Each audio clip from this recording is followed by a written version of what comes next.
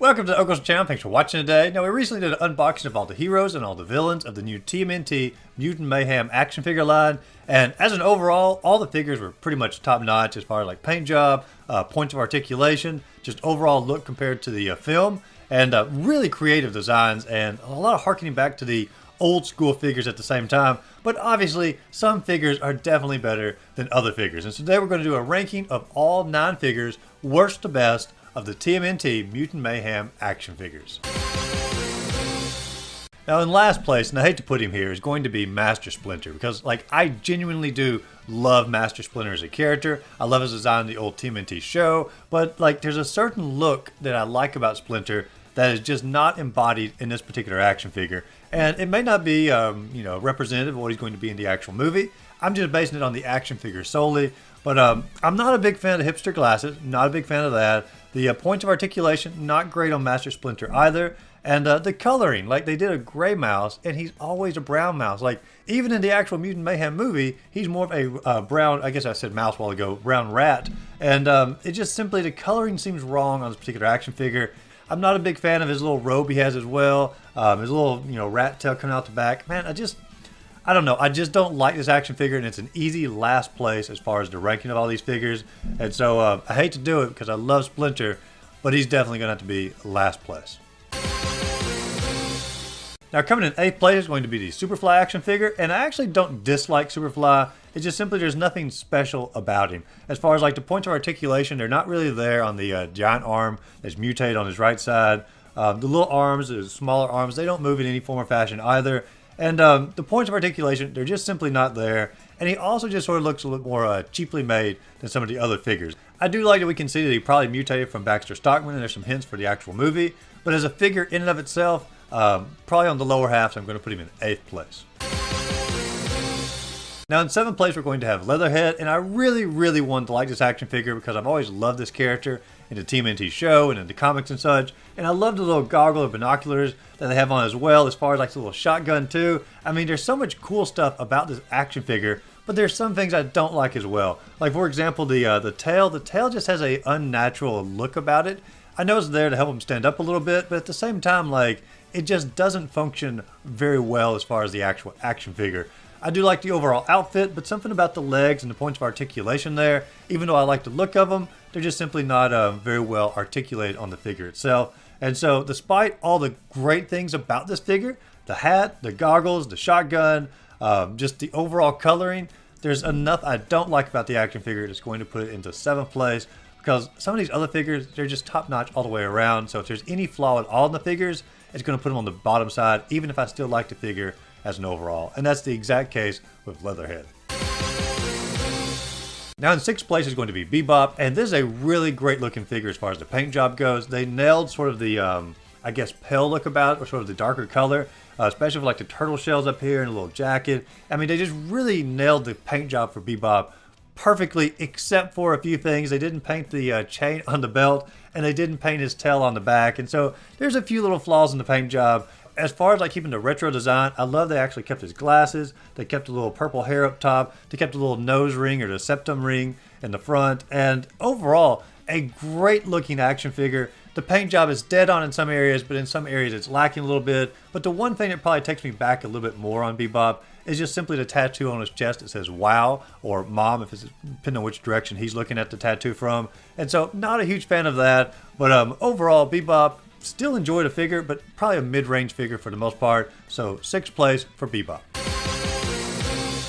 And now we're in the top 5 here, and all of these figures are pretty much perfect in their own way. But of course, as a top 10 list or top 9 list, I'm going to have to find little differences to sort of divide them up here. And so in 5th place, we are going to have Raphael. Now, the paint job on Raphael is wonderful. I know there's actually some variations out there on the belt. Like sometimes they have like the little brown pocket, sometimes they have the little black pocket. So I know there's some variations out there. But the belt itself, having the size going in further on the left and the right hand side, not a huge fan of that. I do like the little battle scar he has on his chest there. The sides themselves do tend to bend a little bit as far as the plastic. Not a huge deal, but once again, we're in the top 5 now. We got to be a little bit more nitpicky here.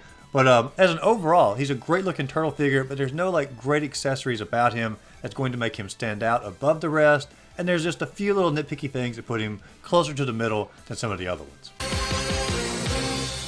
Now in fourth place, we are going to have Rocksteady, and this one was an actual pretty big surprise to me, because when I picked up this action figure, I was expecting not to like this action figure at all, but there's something about the head action that just like cracks me up every time like I pick him up, and I don't know, it makes me laugh, and I can just see all kinds of like little memes or little videos out there on the internet about it.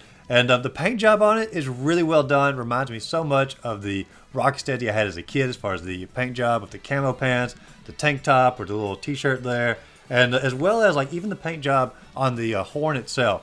Great job on Rocksteady here, and he's a very comedic figure, and that's part of the reason he's up so high on the list, because he actually has a personality that goes along with the action figure, and so he goes above and beyond just simply being a villain with a good paint job. And Rocksteady, you crack me up, and therefore you're in fourth place. Now in third place, we are going to have Leonardo, and Leonardo is probably the most standard Ninja Turtle figure of this entire line here. He looks like a classic turtle as far as like the 87 look.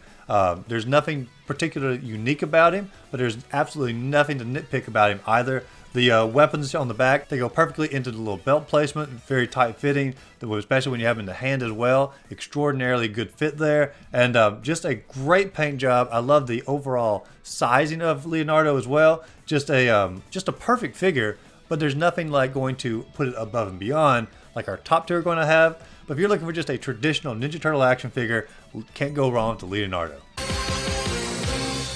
Now we're in the top two here, and these are almost neck and neck for me. But in second place, I'm going to put Donatello, and very traditional looking turtle, but he has so many cool accessories that really just separate him from the traditional turtle mold. He does have his glasses on, which you can take off, and you can actually see little holes on the side of the head where you can put the glasses back on him. He has the headphones around his neck, another cool accessory. He has the fanny pack with a cell phone in it. So all these cool accessories that just really exemplify Donatello's personality.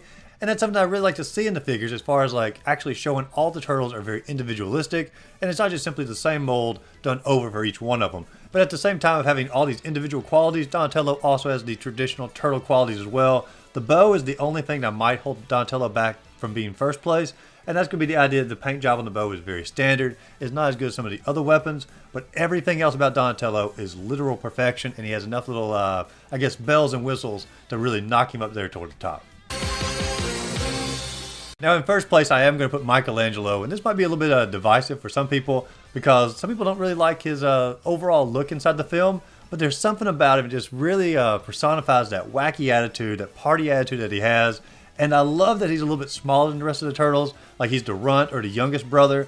And I just really do love the overall look of him. It actually, for some reason or another, reminds me of my cat Lalo, who is also the runt of the group, who's also an orange cat. And I don't know, it's very individualistic to me, and it's very biased opinion on that. But because Michelangelo reminds me of Lalo, my cat, he gets knocked up a few points as well. But the paint job, perfect on here. I love everything about this particular action figure, and I can't help but put him in first place. However, any of the top 4 or 5 action figures are literal almost perfection when it comes to this. And so if you haven't jumped into the turtle line yet, this would be one of the best turtle lines out there to get into, almost since like some of the ones from like 10, 15, 20 years ago. This is a really fantastic, well-designed turtle line. But all this ranking here is just done for fun. What are some of your personal opinions about the action figures? Which one would you put on top? Which one would you put last? Do you agree with mine? Do you disagree? Let me know all that in the comments down below. And as always, if you enjoyed the video, be sure to like and subscribe to the channel. Check out my other videos listed up above, and go out there, find a great game to play. Just simply have a great rest of the day.